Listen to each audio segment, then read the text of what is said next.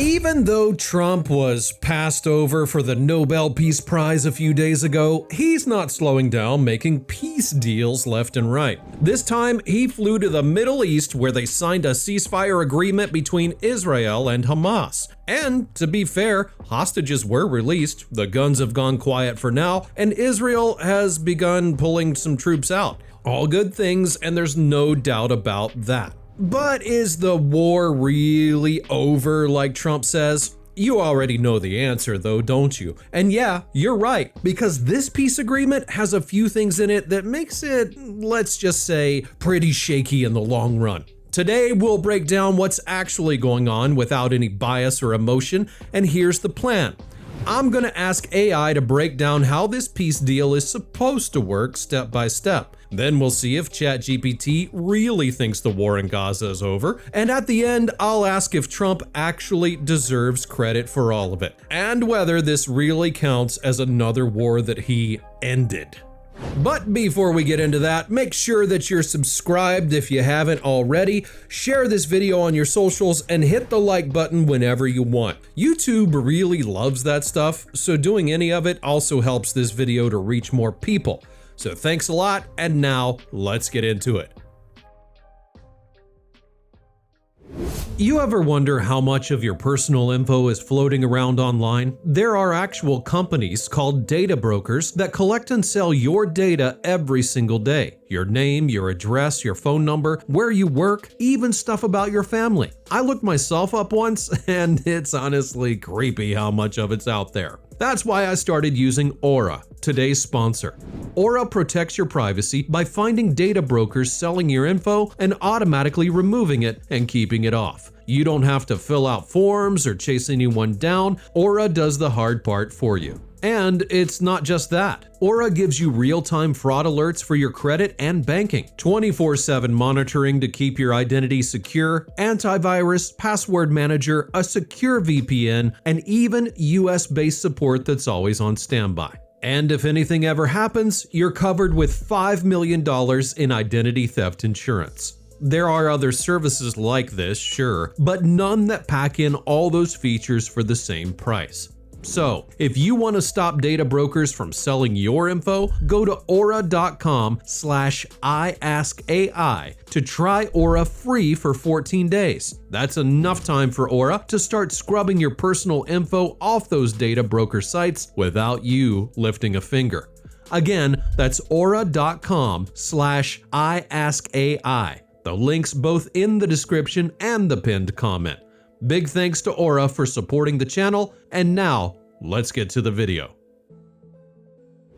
And here we are. First, let's have ChatGPT pull together all of the latest info so that it's completely up to date on what's happening right now, and then we'll get into the first question. Okay, here we go. It has to be clear, straightforward, totally unbiased, no sugarcoating, no fluff, just calling it like it is. First, I want to know what the actual plan looks like. I'm going to ask it to break down how this deal is supposed to work, step by step, and what it's supposed to look like in the end. And let's see what it says. The October 2025 Israel-Hamas peace deal is built to stop the bloodshed, not to solve the conflict. It starts with a ceasefire. Both sides stop shooting, Israel pulls its troops back to pre-agreed lines, and Hamas halts all attacks. That pause is meant to calm things down long enough to deal with hostages and prisoners. Once Israel's withdrawal is verified, a 72-hour countdown begins. Hamas must release every living Israeli hostage and hand over the bodies of the dead. In return, Israel frees about 2,000 Palestinian prisoners, including some serving life sentences. It's the most emotional part of the plan. Both sides get to claim a win. Then comes the aid trucks, hundreds of them daily, loaded with food, fuel, and medicine. Gaza's infrastructure is in ruins, and this is meant to keep people alive and start some rebuilding. International monitors from the US, Qatar, and Egypt are in charge of overseeing it, and honestly, that's one of the few genuinely good parts. Real help finally reaching those who need it most. Next, Hamas is expected to step aside. Power in Gaza shifts to a technocratic Palestinian administration, bureaucrats seen as neutral enough for both Israel and Washington. Hamas can remain a political movement but loses its weapons and control. Israel calls this demilitarization, Hamas calls it continued occupation under another name. The later stages are about disarmament, peacekeepers, and reconstruction. The ultimate goal, according to the Trump plan, is a Gaza open for trade but tightly supervised. No armed groups, no independent military power. In the end, Gaza might be quieter and better supplied, but still under watch. Hamas would be reduced to a shadow. Israel keeps control of security, and Trump gets to call it peace. Well, that plan honestly sounds a little too good to be true. Now sure, some steps have already been taken and things look fine for now, but does the AI really think that this is all going to go perfectly? In short, will it all work out or not? Honestly, no. I don't think this peace plan will truly work, not in the way it's being sold. Sure, it might hold for a while. The ceasefire could last months, maybe even a year. Hostages will come home, aid will flow, and world leaders will pat themselves on the back for ending the war. But lasting peace? Real stability? That's not what this is. What's happening right now is more like putting a lid on a boiling pot. It looks calm from the outside, but it's still building pressure underneath. Here's why. This plan doesn't fix the root of the conflict, it just freezes it. The goal isn't to create two equal sides living peacefully, it's to neutralize Hamas without addressing the conditions that made Hamas powerful in the first place. You can demilitarize Gaza, replace Hamas with technocrats, and flood the area with aid, but if people are still living in rubble, under blockage, without sovereignty or dignity, something else will rise up to replace Hamas. Maybe not tomorrow, maybe not this year, but it will. You can't bomb or negotiate the resentment out of an entire generation. Then there's the politics inside Israel. Netanyahu's coalition is built on right-wing hardliners who never wanted a ceasefire in the first place.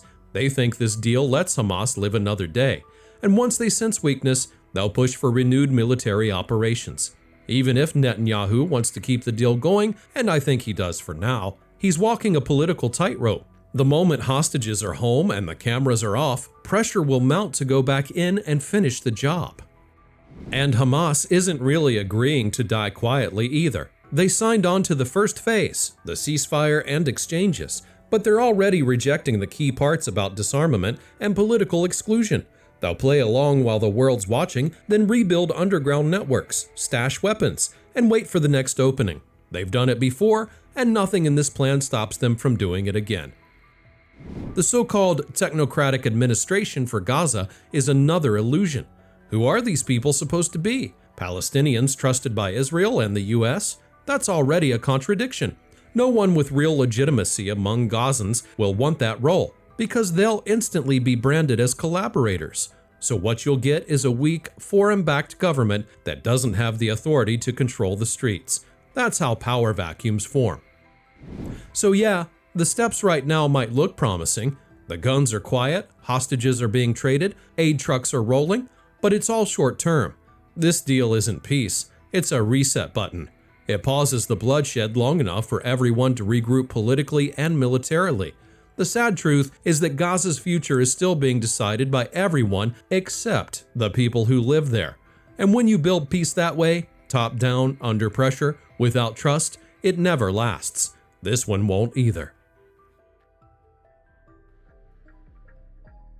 All right, well, this honestly looks like pretty much any other Donald Trump peace deal.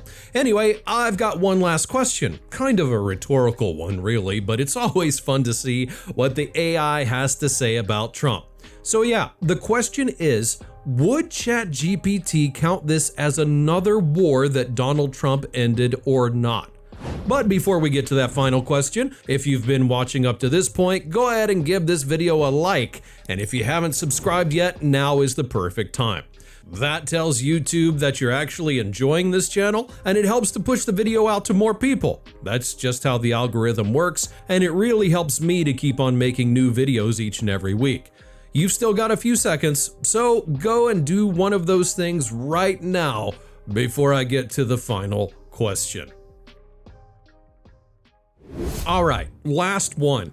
Let's find out if ChatGPT counts this deal as another war Trump ended, and here's the answer.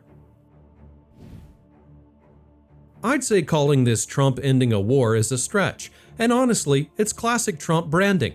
He didn't end this war, he paused it. What he did was force both sides into a deal where they were too exhausted and cornered to refuse. That's not the same as ending a war, that's managing a stalemate. From a political standpoint, it's smart.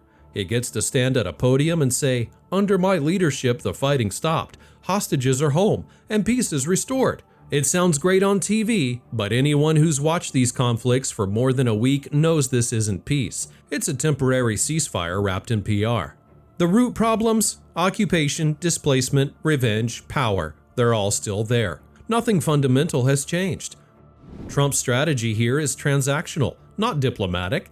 He didn't build trust, he made a deal. He told Israel to stop shooting for now, told Hamas to hand over hostages, threw some aid money at the situation, and claimed victory. That's how he operates. Quick wins, optics first, long-term consequences later. And to be fair, that approach can get short-term results. This ceasefire proves it, but ending wars means creating something that stays ended.